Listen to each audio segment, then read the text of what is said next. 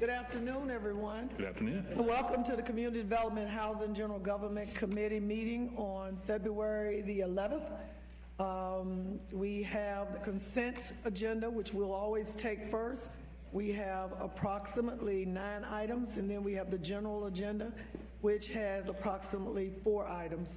Are there any consent agenda items that anyone would like to be pulled? C3.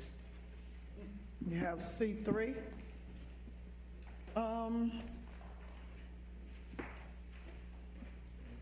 What about C5. Okay. If there are no others, may I have a motion to approve the balance of the consent I'll move the agenda? balance. Second. Thank you. It's been moved and properly seconded. All those in favor, let it be known by voting yes. All those opposed, vote no. Thank you. And would the secretary please read the first item?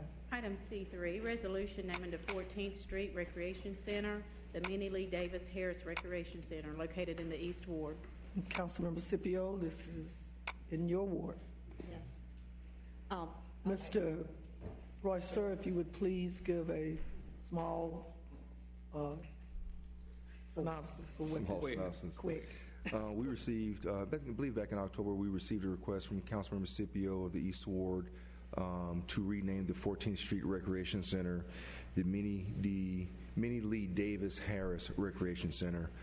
Through research and also speaking with some relatives that she has, found that she did a lot of work there in East Winston, worked at Rupert Bell. She did do some work. She did work at 14th Street. And we took this to our commission at our February 4th Recreation Parks Commission meeting, and it was unanimously approved. Thank you. Don't forget Skyland. That was. Yes. I remember Yes, she started when at I was Skyland. in elementary Yep. school. Yep, she started at Skyland. Thank you. Councilmember Scipio. I think this is a long overdue recognition. Miss Harris was the first African-American female recreation center director. She started in the recreation department in 1947. And many of the young people who grew up in East Winston, in the Skyland area specifically, remember so much of what she did for them. She was like the mom away from home. She inspired so many young people, and I have dear memories. My brother have dear memories, but I have one of our local residents who would like to share his memory just for us, Mr. McClain. If you'll come forward and give us your name and address, please. My name is Bill McClain. Good afternoon, everyone. Address. 410 Torrey Pines Court. Thank you. Long time ago, 905 Campbell Avenue. That's right. In Skyland Recreation Center. When I was just a little boy, my friends and all the kids in the neighborhoods would always go to Skyland Recreation Center, where Miss Harris was the director. And Councilmember Scipio, if I remember correctly, she started in 1948. You may want to check those numbers, but I think she started in 1948. But she taught us everything. She taught us how to play sports. She taught us how to respect her. She taught us how to respect ourselves. She was a very valuable person to us. She also taught us boys that women can do the same things that boys do, because she beat us in everything we played her in. And I'll never forget, my father was upset because she beat him in horseshoes in front of us. But Miss Harris was a fine lady, and I remember back in 1968 or 69 when I worked for Parks and Rec myself. I couldn't wait to go and tell her. She was at Haynes then. No, she was at 14. I couldn't wait to go and tell her that I was working for the recreation department. And she just hugged me. She was so proud because she felt like I followed her, and I wanted to be like her. And until this day, I still work with young people. And she was an inspiration and got me started with my interest in working with young people. And I want to share that I think Councilwoman Scipio has really done something that's a very very valuable to our community because she is a historian herself, Ms. Scipio, and she knows the value of Ms. Harris to our community. Thank you, Mr. McClay. Thank you. Councilman. I move to approve this resolution. I'll second. It's been moved and properly seconded. All those in favor, let it be known by voting yes. All those voting no, like sign, and the yes has it, and it passes. Next item, please. Item C5, Richard Miller, 2419 Sink Street. This item was continued from the December 10th, 2019, and the January 14th, 2020 Community Development Housing General Government Committee. It's my understanding that since the January meeting, which is a month ago, that Mr. Miller has taken care of some more items, but there's still some left. Is that correct? Yes, there's 3 violations remaining. And they're interior. 2 are interior, 1's on the outside. Okay. I thought he would be here today, but he's not. I was going to make a motion that we continue one more month, but we need to get a hold of him and tell him we've got to clear out the 2 interior ones. We need to be able to get inside to clear them. Okay. So we are making progress every month. We started off 11 or 12. We worked a bunch down, then we worked a couple more. So I'll make the motion that we continue 30 days and that we notify Mr. Miller that we will need to get inside in order to clear 2 of them. I have a motion. May I have a second? I second it. It's been moved and probably seconded, but I do have a question for the attorney. Is this acceptable, what we're doing? It is. And especially, maybe you want to explain about how important it is for us to be able to review for compliance. It is, and what I will do is make sure we communicate to Mr. Miller that this, between now and Monday, that this continuance is contingent upon his agreeing to that. So if we're not able to get that agreement between now and Monday, I assume the committee's recommendation is to move forward. Yes. Right. So I will try to do that between now and Monday. Okay, thank you. It's been moved, properly seconded. All those in favor, let it be known by voting yes. All those opposed, like sign, and the motion passes. And now we move on to the general agenda. Item G1, resolution supporting quarter-cent sales tax for teacher pay. Good afternoon, Chairman Adams and members of the committee. The city has been approached with a request to approve a resolution that would support the county's sales tax referendum that will be appearing on the March 3rd primary ballot. The county has indicated its intent to use the proceeds from that quarter-cent sales tax, which is anticipated to be somewhere in the neighborhood of $13.5 million in its first year of implementation, to supplement teacher salaries here in Forsyth County, Winston-Salem. So what you have here is a resolution that essentially offers that support for the sales tax referendum on the March 3rd primary ballot. And I'd be happy to answer any questions that you have. Any comments, or I wouldn't say questions because this is a county deal, so the city wouldn't know all the details, but any comments? I know we've heard a lot about this for the past few months, that they went ahead and had great swell of support for it. I just want to ask a question that when we decide we want to raise taxes or something on someone, can we get them to do a resolution for our citizens that live in this city? That's a joke, y'all. Any comments? If not, I'll entertain a motion. I'll move approval. Second. It's been moved and properly seconded. All those in favor, let it be known by voting yes. All those opposed, like sign. And it has been moved and approved. Thank you. Next item, please. Item G2, consideration of items relating to a neighborhood planning pilot project. Good afternoon, Chairman Adams, members of the committee. Item G2 is a neighborhood planning project in the East Ward. It involves the Dreamland Park community. And also, we've added an additional neighborhood to the project, which would be Skyline Village or Columbian Terrace.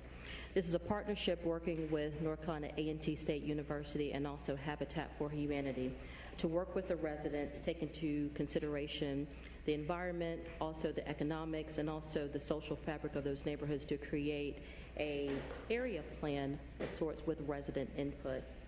This project will be led by Dr. Tony Graham, a professor at North Carolina A&T State University, along with his students.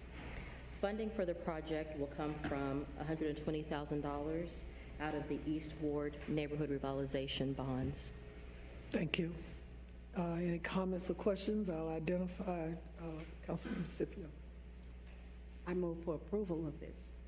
Second, I will say this was reviewed and approved yesterday at Finance Committee. Yes. Yes, sir, it was. It's been moved and properly seconded. All those in favor, let it be known by voting yes. All those opposed, like sign. And the yes has it. Thank you very much. Next item, please. Item G3, information regarding status of demolition cases. Ms. Logan Ford again. Oh, no. Ms. Richmond. Okay. Ms. Richmond. Thank you. You're welcome. Good afternoon. You're welcome.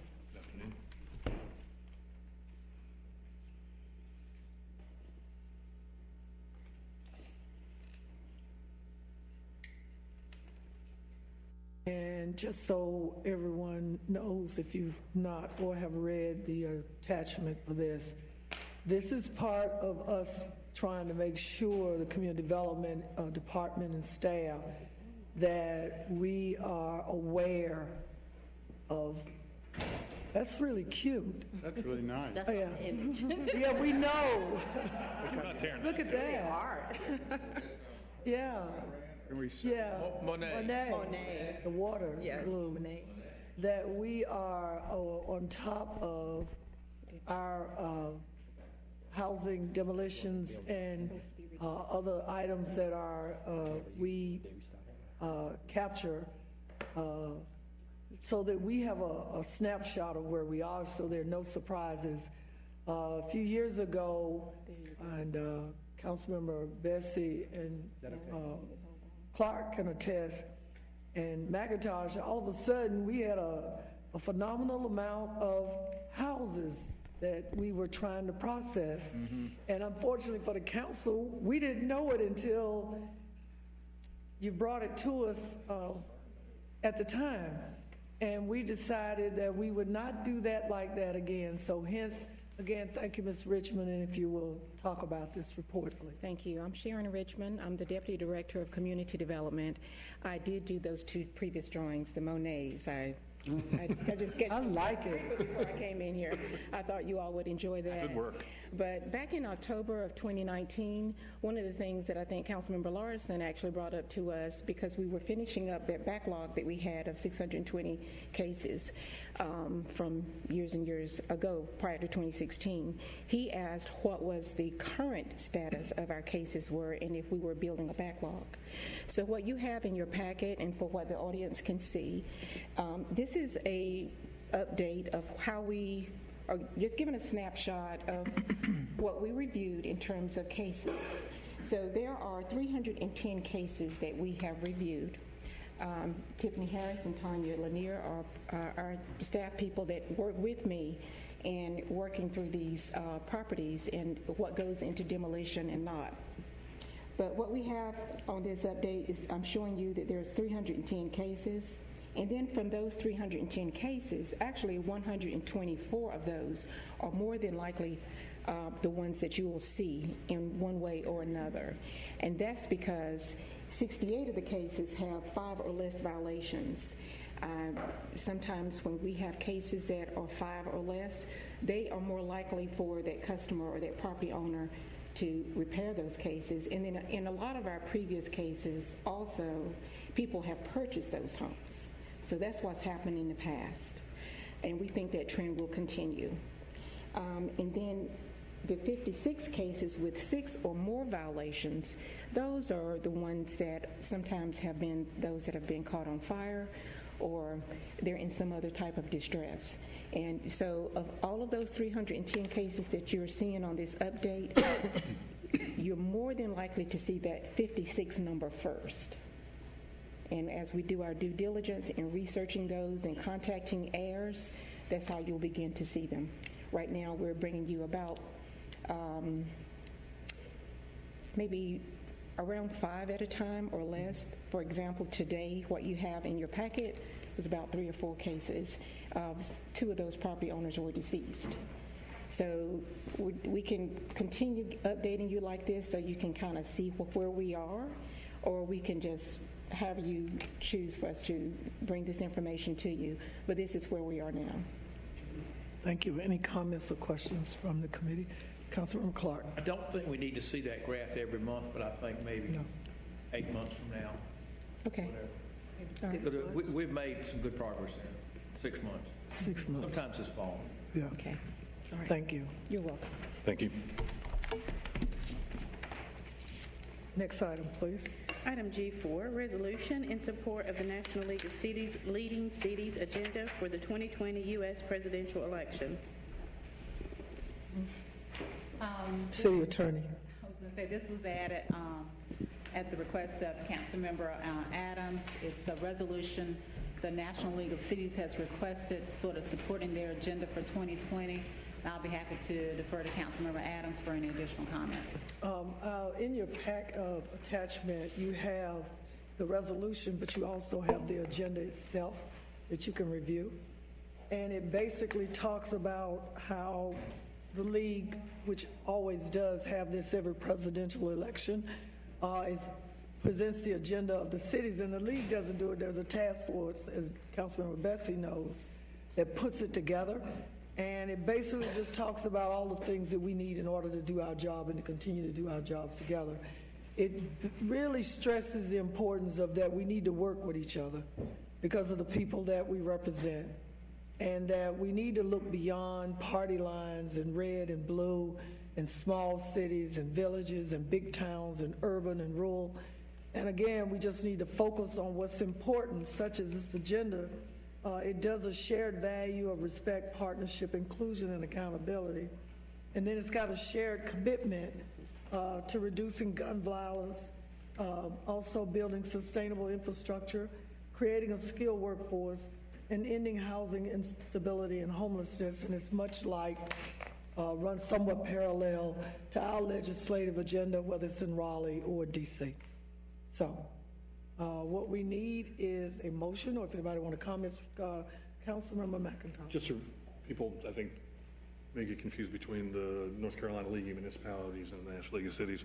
This is a nonpartisan group that essentially harnesses the power of big and small cities and towns throughout America to do what's best for cities and towns, and then we use our power together to try to make change. Yes. Get change done through DC.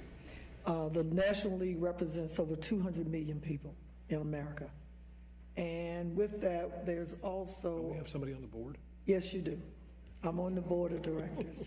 And we had a conference call yesterday, our web orientation for the new board members that came on board. And this is one of the first things that they talked about outside of the organizational structure. Last year, I think they said when we went to congressional cities, which is coming up in March, there were over 300 members that went to the Hill. They're anticipating even more of that this year. And they wanted to make sure that everybody, again, begins to review this, study it. And they want all of us talking from the same playbook. We know there are things that everybody wants from their representatives, but this document benefits all of us in the same way if you read it. So if we can entertain a motion. I move to approve. A second, please. Well, if you have, Dan, I'll give you a chance to participate. I was going to have some comments. You have some comments? Yeah. Okay.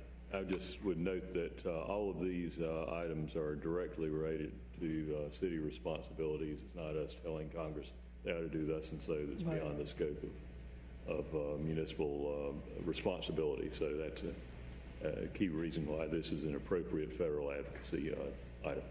Thank you. All those in favor, please do so by voting yes. All those opposed, like sign, and the motion passes.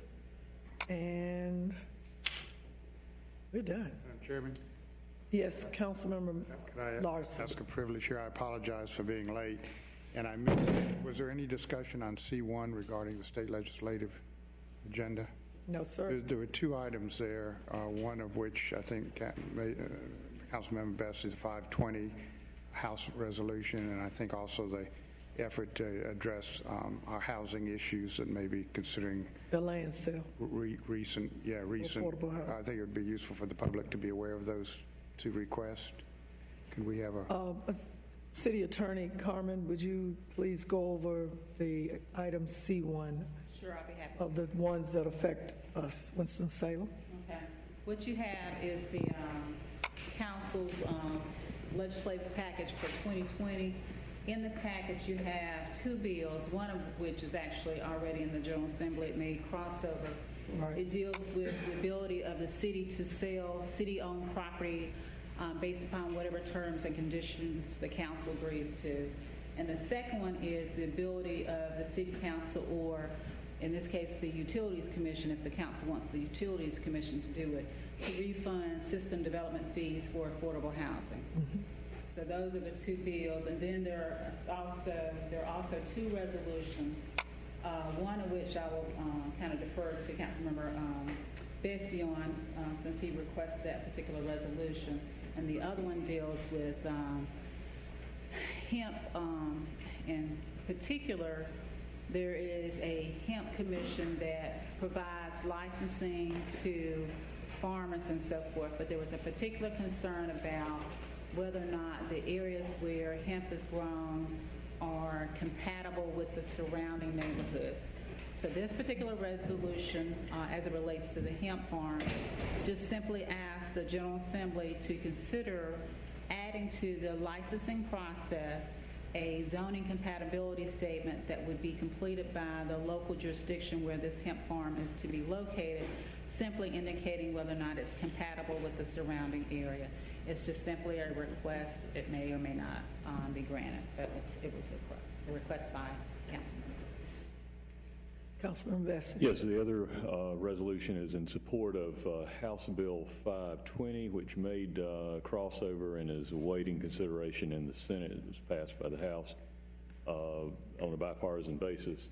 The short title of this is Firefighters Fighting Cancer Act, and it applies to one of the special areas of responsibility for municipalities, that is firefighting, fire departments, and the benefits that we need to provide to firefighters.